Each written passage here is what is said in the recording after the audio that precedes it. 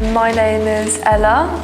I'm doing the Level 3 Art and Design Diploma, and my favourite thing about the course is getting to learn about all the different aspects of art.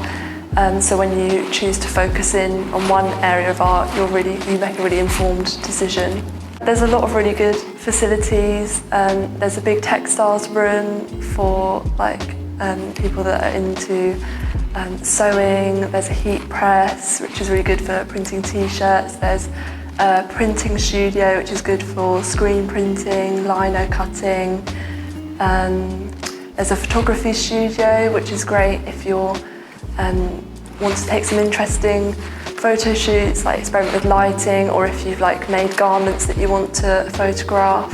So a trip that I went on year one was to the Tate in London.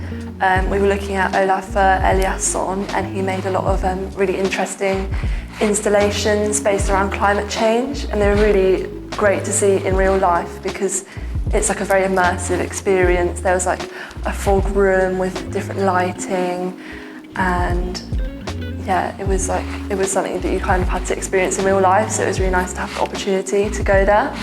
So a work experience that I did with college was with the Delaware, and we got to work alongside Delaware Pavilion staff doing event planning for the art gallery, working on marketing, and we worked on live briefs, and it was a really good way to see what working in the creative industry is like, and a good thing to put on your CV.